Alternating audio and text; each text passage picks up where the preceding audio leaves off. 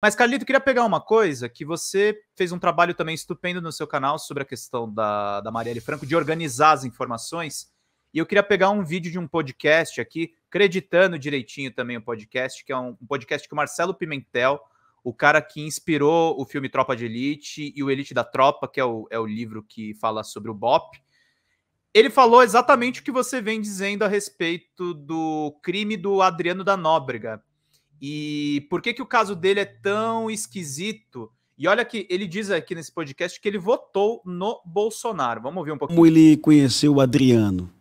Adriano Caveira do BOPE, um excelente do podcast policial Fala do Glauber, BOPE, eu tinha esquecido o nome. Valente, corajoso, não fazia injustiça com nenhum policial. Saiu do batalhão porque trabalhava na segurança de contraventores e a inteligência do BOPE identificou e afastou ele do batalhão. Tá? O BOPE realmente afasta o policial sob suspeita. Aqui tu não fica, meu irmão, vai embora. Né? Aconteceu isso com o Adriano. E Adriano morreu na Bahia, né? Cercado pelo BOPE da Bahia, né? Não quer aproveitar e falar dessa morte dele? O que tu pensa? Eu não tenho disso? muitas informações sobre isso, cara. Qualquer coisa seria chutado aqui. Eu busco informações com os colegas que participaram da operação da Polícia da Bahia, né?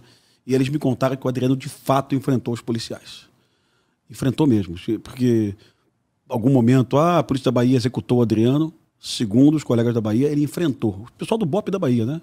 Ele mandou bala mesmo, né? Por que motivo eu não sei. Eu tento entender.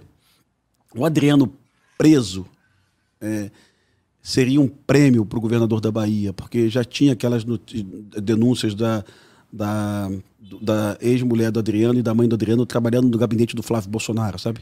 Então, politicamente, o Adriano preso seria o pior dos mundos para o Flávio Bolsonaro. Imagina o Adriano dando um depoimento, tentando explicar por que a mãe dele e a namorada dele, e a ex-mulher dele trabalhavam no gabinete do Flávio, né? Uma coisa meio sem explicação, viu? Porque há quem acredita que, porra, o cara é um cão de guerra. Camarada, no momento que ele foi afastado do BOPE, todo mundo já sabia onde ele pisava, onde ele ia, com quem ele falava, tá? Ninguém foi enganado. Todo mundo sabe quem é quem no Rio de Janeiro, tá? Todo mundo sabe quem é quem. Eu gostava muito do Adriano, mas eu sei que em algum momento ele mudou de time, cara. Pelo amor de Deus. Eu gostava muito dele. Ele na cadeia, ele conseguiu um chip e ele ligou pra mim várias vezes. Eu, cara, como é que você tá falando comigo? Não, eu tô com um chip aqui e tal, pá. E, cara, ele era uma pessoa... Ele era como eu te falei, foi meu aluno no curso de operações especiais, um cara espetacular, acima da média. Trabalhava na segurança de uma empresária muito famosa, presidente de uma empresa de telecomunicações, tá? A presidente da empresa gostava dele, educado, mas em algum momento ele falou, vou trabalhar para contravenção que dá mais dinheiro. Quando ele fez essa opção, cara, quem trabalha para contravenção é pistoleiro de aluguel, né? Não é para tomar conta do bicheiro, é para fazer pistolagem. Quando ele fez essa opção, não é mais meu amigo, não pode mais frequentar os locais onde eu frequento. Eu fui no noivado dele, ele fez uma festa de noivado, me chamou, e para você ver o nível de relação que eu tinha com ele. E eu nunca entendi por que o Flávio bancou isso. Sabe? Eu sabia quem era o Adriano. Se o Flávio não soubesse é porque ele era muito mal informado e não deveria ser. Sabe? Como deputado estadual, articulado, com uma rede de conhecimento, ele deveria saber que o Adriano... Mas o problema do Flávio não é meu, ele que se explique um dia para o eleitor dele, não é problema meu. E o Adriano, uma vez eu estava fazendo uma pesquisa de roteiro para um filme que eu quero lançar. O roteiro já está até pronto. É um filme sobre o Rei do Bacalhau. O dono do Rei do Bacalhau foi assassinado pelo filho. E a história é real, né? E esse filho contratou um pistoleiro, depois contratou um pistoleiro para matar o pistoleiro, depois mais um pistoleiro para matar esse pistoleiro, depois uma sequência de pistoleiros para matar os pistoleiros que mataram o pai dele, né? Uma verdadeira comédia de erros, né? Tipo os irmãos Coen. O cara mal matou o pai, né? E eu estava na pesquisa, eu estava num restaurante na Ilha do Governador, o Adriano entrou. E o Adriano entrou no restaurante e... você sabe que o cara entrou com 10 ou 11 pessoas. Né? Aqueles caras fortão, de camisa polo, né? Eu não vi pistola nenhuma, mas se o cara tá com camisão muito largo, tu sabe que ele tá com pistola. E alguém que anda escoltado com tanta gente, tá no erro. Ele me cumprimentou, mas cumprimentou com o coração, sabe? Pô, a gente do BOPE, a gente, quando sai, a gente chama o cara mais antigo sempre de 01, 01, 01, é uma, né? É uma forma carinhosa de você falar com as pessoas do BOPE. E ele conversou comigo, bateu papo, me perguntou quem era o comandante do 17º Batalhão. Não, perguntou se eu conhecia o comandante do 17º. Pô, Pimentel, tu conhece o comandante? Eu falei, conheço. Pô, eu queria chegar no cara, mas não estou conseguindo. Não vai continuar sem conseguir, porque o cara não é de papo. Tá? Era um coronel da minha turma que realmente não queria conversa com ele. E ele conversou comigo, estou tomando conta das combis na Ilha do Governador. Irmão, as combis da Ilha do Governador pertenciam ao tráfico. Né? Ele tomou as combis da ilha, né? Então você vê como é que o Adriano era corajoso, como é que ele era assim, maluco, partia para cima de qualquer coisa. E o Batista contou como é que conheceu ele na operação lá na favela do Rato Molhado, né? O Batista conta que ele foi à janela. Na verdade, eu lembro que ele contou para mim que foi a avó dele que foi à janela, mas Batista, o próprio Adriano, né, contando. Mas não ficou no BOPE, repito, hein, não ficou, foi identificado e afastado.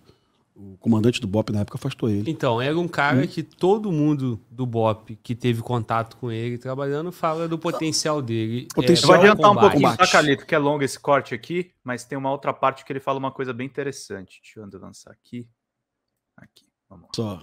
O sorriso mostra uma resposta interessante. Continue. Prisão do Adriano vivo iria favorecer muito a esquerda brasileira. O Adriano, numa mesa, algemado, com a foto assim, governo do estado da Bahia, que eles botam agora aqueles bandidos assim, né? Dando uma coletiva, né? Ia favorecer muito a prisão do Adriano vivo. Então, com isso, eu já te respondi. A prisão do Adriano ia favorecer a esquerda. Assim... Você perguntar para o Adriano, conta a tua história aí, qual era a tua relação com o Queiroz, tá? Qual era a tua relação com não sei quem, né? Como é que tua mãe foi trabalhar no gabinete do deputado, sabe? E ele fala aqui atrás, ó, Calito. Pô, falou muito bem, eu também não quero deixar nenhuma suspeita, pô, com base em nada para a polícia da Bahia, né? Mas essa ideia da queima de arquivo, né? Que pô, possivelmente ele imaginava que podia ser uma outra polícia com outro interesse. Quem teria interesse na morte dele? A esquerda ou a direita? Na tua visão aí, na tua leitura? Camarada, olha só. O sorriso mostra uma resposta interessante. Continue. Eu não consegui voltar. Tem um ponto que ele fala, Calito, eu sou Bolsonaro, tá? Mas vou contar essa história para vocês. Ele fala... Pode voltar mais se quiser, Pedro. Não tem problema, não. Não, era isso. É tá um pouco antes aqui. Deixa eu ver se eu consigo pegar o momento aqui exato. E as falas dele vão de encontro àquilo que eu trouxe no meu vídeo lá naquela conexão de que o Flávio Bolsonaro não ganhava dinheiro. A gente não tá falando aqui de uma pessoa que, tipo, ouviu dizer do... Ele treinou o Adriano. Ele foi o mentor dele no BOPE. Eu sei.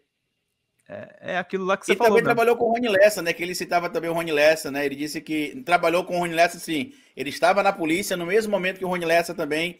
Estava, né? Ele ouvia dizer que o Rony Lessa era corajoso e tudo mais. O ponto que eu trouxe no meu vídeo, que é importante, que as pessoas precisam entender, é que a relação do Flávio Bolsonaro com a milícia, supostamente, não era só aquela questão da Muzema, como a gente viu, investindo nas construções, como o Ministério Público apontou.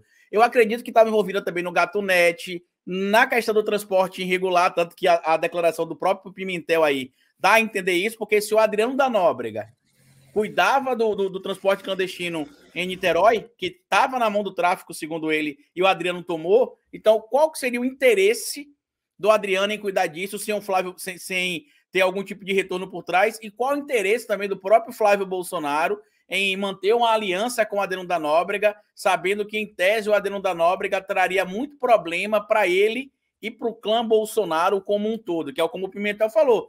Todo mundo sabia que era o Adriano. Ninguém achava que o Adriano era um santo, todo mundo sabia, então... O senador Flávio precisa se explicar, né? Ele condecorou os caras. Pois é.